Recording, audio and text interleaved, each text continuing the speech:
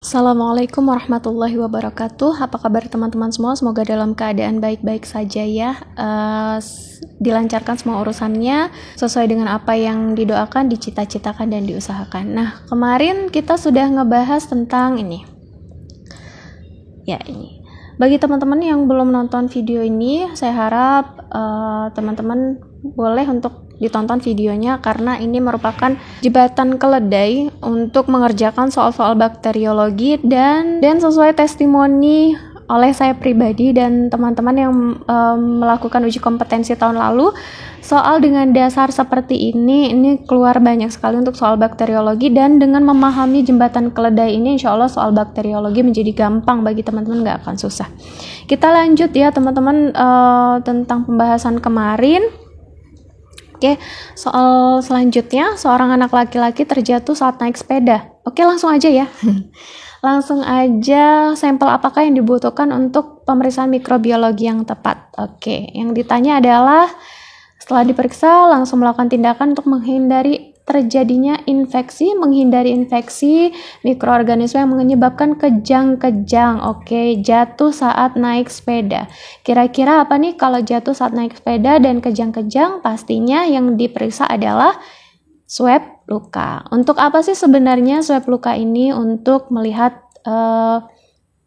infeksi dari bakteri tetanus atau Clostridium tetani ya, karena Clostridium tetani ini nanti setelah menyebar dan terjadi infeksi pada manusia melalui peredaran darahnya, maka akan terjadi kejang otot yang mengakibatkan seorang yang terinfeksi oleh Clostridium tetani ini akan kejang-kejang. Oke.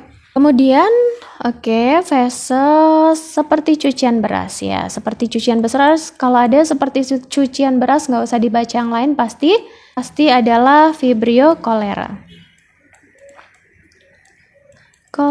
Oke. Yang ditanya adalah media enrichment. Oke. Teman-teman sudah tahu kalau selektifnya apa? Selektif untuk Vibrio cholera adalah kemarin sudah kita bahas ya di video sebelumnya, TCBS. Bakterinya akan berwarna apa? Berwarna kuning di media TCBS atau tiosulfat sitrat bil zat sukrosa atau tiosulfat sitrat dari larutan empedu ya, yang mengandung sukrosa. Koloni bakterinya akan berwarna kuning di media TCBS yang berwarna hijau. Oke. Kemudian media yang ditanya adalah media enrichment-nya apa? Media enrichment untuk Vibrio cholera adalah APW, alkali peptone water. Oke, soal selanjutnya ya. Pertanyaan soal, apa nama bakteri hasil identifikasi tersebut? Iya, di media apa? BAP dan MSA. Warnanya apa? Kuning keemasan. Oke, kuning keemasan sudah pasti apa kemarin? Sudah kita bahas di video yang sebelumnya, yaitu pasti Staphylococcus aureus. Oke, selanjutnya regen apa yang digunakan untuk uji tersebut? Oh iya, nggak usah dibaca soalnya, ini bergelembung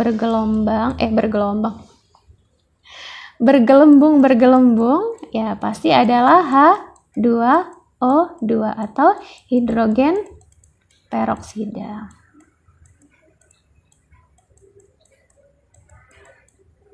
Kalau ditanya hidrogen peroksida ini untuk menguji apa? Uji katalase. Nih, kalau teman-teman masih ingat pelajaran SMA dulu, ada ya yang uji katalase pakai hati dulu ditambahin H2O2. Nah, begitupun juga dengan bakteri Staphylococcus. Dia akan diuji oleh H2O2 untuk menguji katalasenya. Kalau misalnya katalasenya positif atau terdapat gelembung-gelembung ini, maka bakteri tersebut adalah Staphylococcus. Kalau bakteri kokus tersebut tidak ada gelembung atau negatif terhadap uji katalase, pasti bakterinya adalah bakteri Streptococcus. Masih ingat ya di sini? Ya.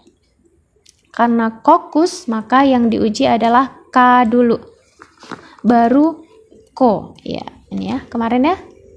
Karena kokus yang diuji pertama kali adalah K-nya dulu, yaitu katalase, baru koagulase gitu ya.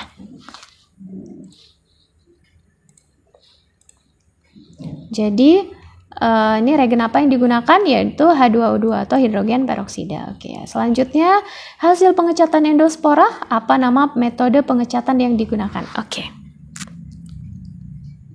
Yang pertama gram, positif warnanya ungu, negatif warnanya merah. Oke, ini kayaknya kurang ini ya. Oke.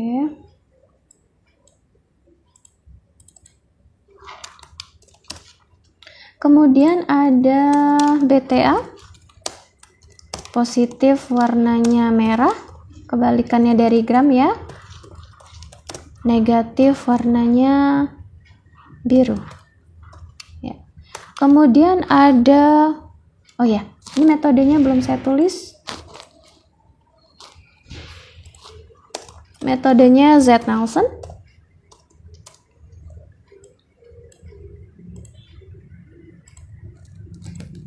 Oke, kemudian ada pewarnaan kapsul.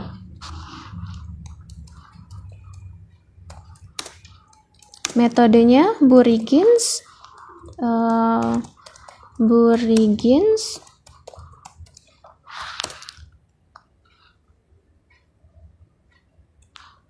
dengan tinta Cina, adanya zona bening di sekitar badan bakteri. Oke. Kemudian selain pewarnaan kapsul ada pewarnaan spora. Metodenya ada dua, Schaefer-Fulton.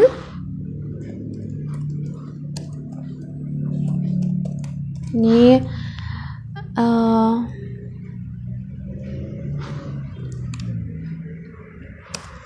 badan merah, spora hijau. Kemudian ada lagi spora dengan metode Klein. Ini badannya warna biru, sporanya warna merah. Oke, jadi suka kebalik-balik nih ya. Yang gram negatifnya warna merah, BTA negatifnya warna merah gitu. Kemudian spora yang Schaefer-Fulton sporanya warna hijau, yang Schaefer-Fulton badannya warna merah, yang Klein sporanya warna merah gitu.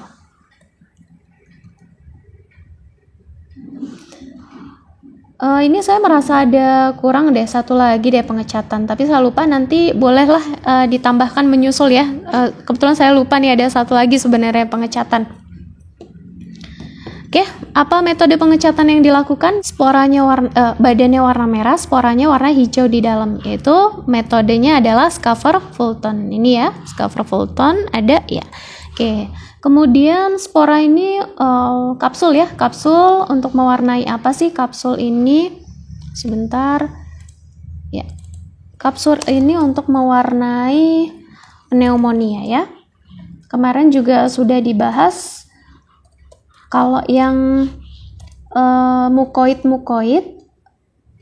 koloninya mukoid pasti dia berhubungan sama pneumonia, baik itu Streptococcus pneumonia atau Klebsiella pneumonia. Dia punya kapsul karena ya letaknya di paru-paru gitu. Kalau spora ini bakterinya ada Bacillus subtilis.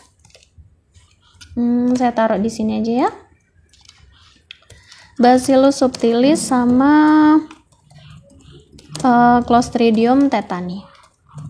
Nah, tadi itu yang kejang-kejang jatuh, swab luka, jatuh dari sepeda dan menghindari kejang-kejang. Yang diperiksa adalah Clostridium tetani. Apanya yang diperiksa yaitu endosporanya.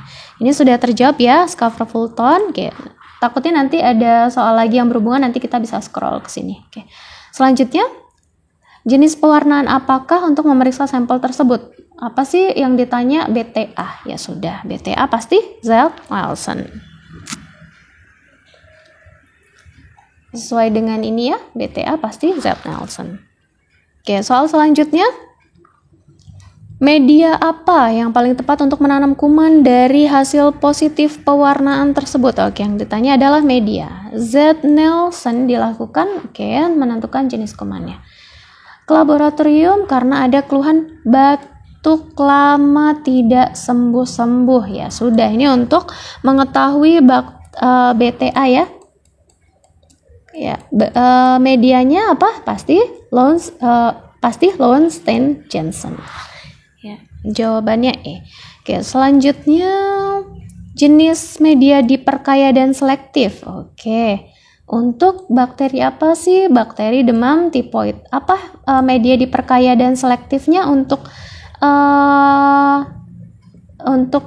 demam tipoid? Demam tipoid Salmonella. Ini kemarin juga sudah kita bahas ya. Karena Salmonella selektifnya pasti Salmonella Shigella. Iya, jawabannya A ya. Oke, soal selanjutnya. Sebelum melakukan pemeriksaan bakteriologis, peralatan dan bahan yang digunakan harus dicuci. Peralatan apa yang digunakan untuk mensterilkan, kemudian metode uap air agar spora, ya pasti autoklaf. Oke, karena metodenya basah ya. Pasteurisasi bukan ya, masih ingat nggak pasteurisasi? Pasteurisasi itu mempertahankan pada suhu 60 derajat Celcius ya. Ini biasa dipakai untuk sterilisasi susu tanpa merusak proteinnya. Jadi pakai dengan memanaskan selama waktu tertentu pada suhu 60 derajat Celcius supaya protein dalam susu tidak rusak. Ya. Kemudian ya, tindalisasi ini adalah dengan uap air 100 derajat Celcius selama 30 menit dan dilakukan 3 kali berturut-turut. Kemudian oven ini adalah sterilisasi metode kering ya. Kemudian selanjutnya bakteri apa yang menginfeksi pasien tersebut? Oke. Keluhannya sakit tenggorokan, muncul ruam-ruam dada, hasil kultur darah, hemolisis total. Yang namanya total berarti hemolisis banget. Ingat, kuncinya adalah Babak Pia. Ya, kenapa sih kok sampai segampang ini Babak Pia? Babak Pia itu apa? Ba-nya ini adalah banget tuh maksudnya hemolisis total. Ba-nya ini adalah baksitrasin, P-nya adalah piogenes, dan A-nya adalah agalaktia. Kalau teman-teman masih bingung dengan clue ini clue untuk gampang banget ngejawab semua soal tentang bakteri kokus. Teman-teman boleh tonton di video sebelumnya ya. Hemolisisnya total, uji katalasenya hasilnya negatif. Oke, pasti jawabannya piogenes sama agalaktia ada. Piogenes ada, agalaktia ada. Oke, kita buang yang lainnya. Ya, untuk soal ini jawabannya adalah Streptococcus pyogenes karena keluhannya adalah sakit tenggorokan. Sedangkan agalaktia ini lebih ke meningitis dan tonsilitis. Oke. Kemudian selanjutnya media kultur digunakan untuk penyakit tersebut. Oke.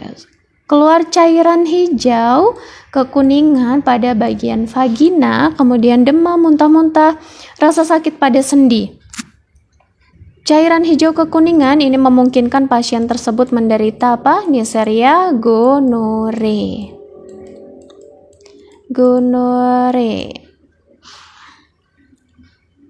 Jadi media apa yang digunakan untuk Neisseria gonorrhoeae? Yaitu media Thayer-Martin. MHA ini untuk apa? Ini untuk sensitivitas ya. Kemudian ya, Maconcae ini terutama untuk genus dan family Enterobacter dan Pseudomonas.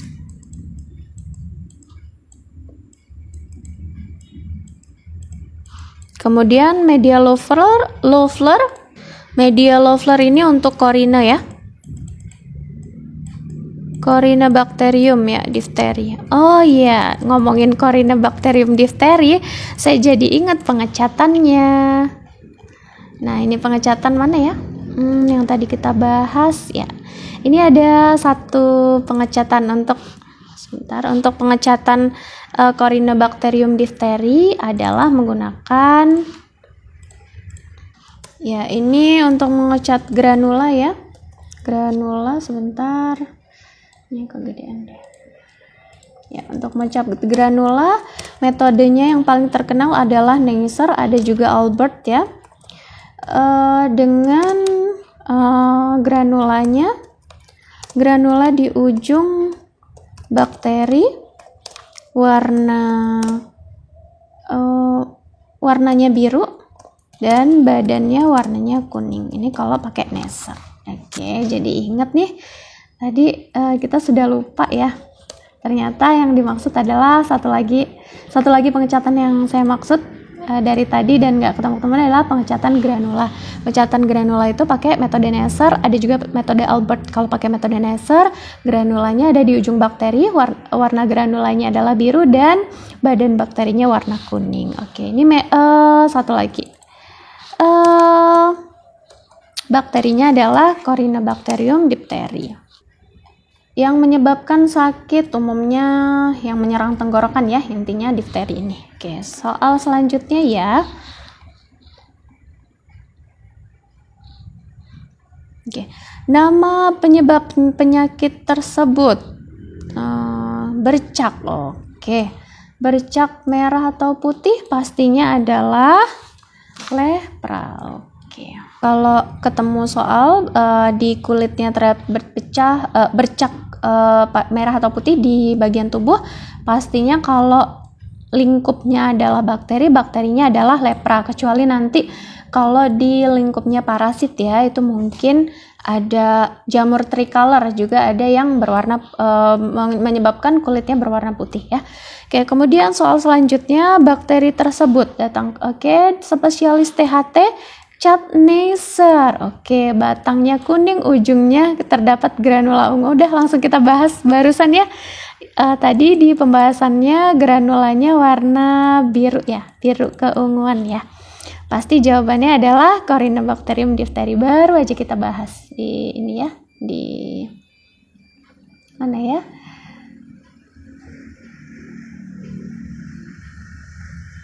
Ya, di sini ya, granula Neisser, metode Neisser, badannya warnanya kuning, di ujung bakteri ini ada granulanya warnanya biru keunguan. Oke, gampang ya kalau kita sudah paham ya.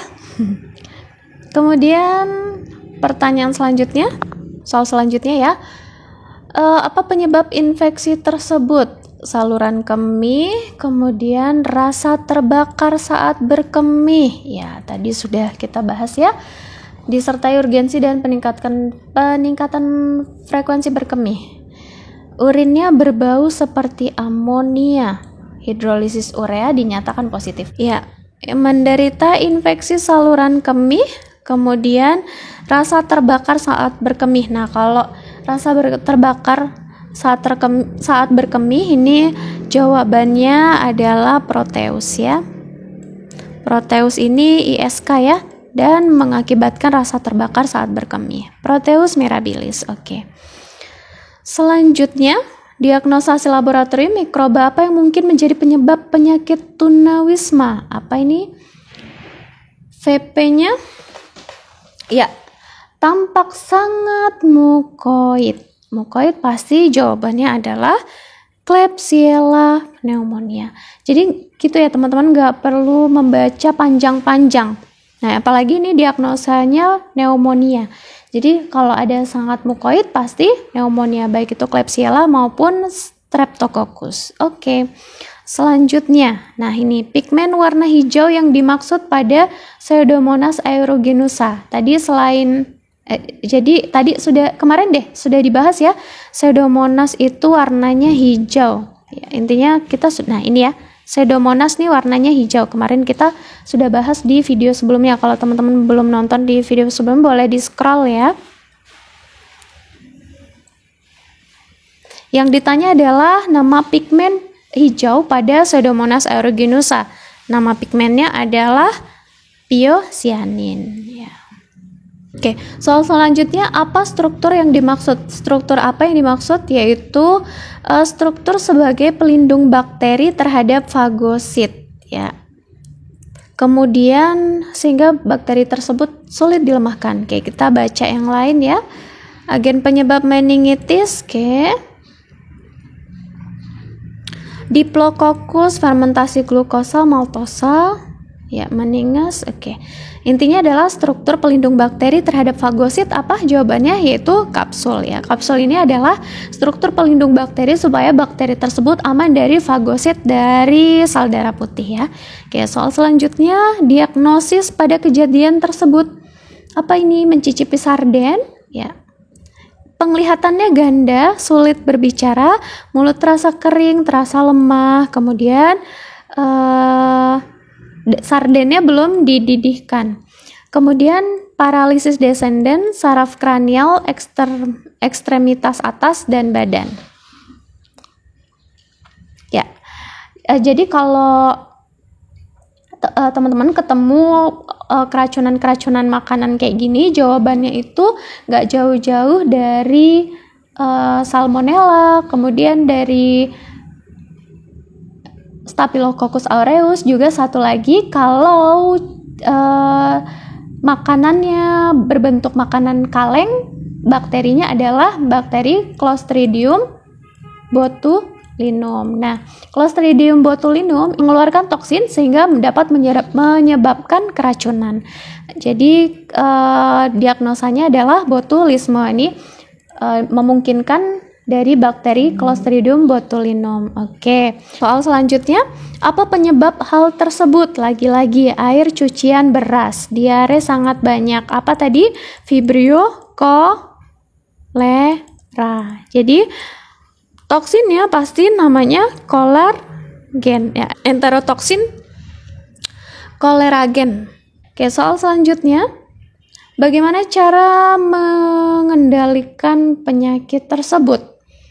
Diagnosis plak, antibiotik, dinyatakan meninggal, kemudian dikultur memberikan hasil positif bakteri Yersinia pestis. Yersinia pestis ini adalah bakteri yang hidup di kutunya tikus. Ya, kutu yang Xenopsila seopsis itu. Jadi di dalam Xenopsila seopsis itu hidup Yersinia pestis bakteri ini, di mana jadi ini Yersinia pestis hidupnya di Xenopsila seopsis. Xenopsila seopsisnya ini hidupnya di tikus gitu. Gimana gambar tikus? Gini ya. Ya, jadi ini tikus, di dalamnya ada kutu tikus Xenopsila seopsis. Nah, di dalam Xenopsila seopsis ini kalau yang terinfeksi ada Yersinia pestisnya. Jadi cara mengendalikan penyakit tersebut pastinya dengan membasmi tikusnya. Ininya dong yang dibasmi. Kita nggak bisa ngebasmi Xenopsila seopsisnya kalau tikusnya nggak dibasmi. Ya, ATLM uji daya bakteri sereh wangi terhadap bakteri Staphylococcus aureus. Media apa yang digunakan untuk metode sumuran dengan pengenceran dalam beberapa konsentrasi? Ya, pastinya adalah Muller-Hinton agar. Ini media yang digunakan untuk, kemarin kita sudah bahas ya, untuk sensitivitas antibiotik.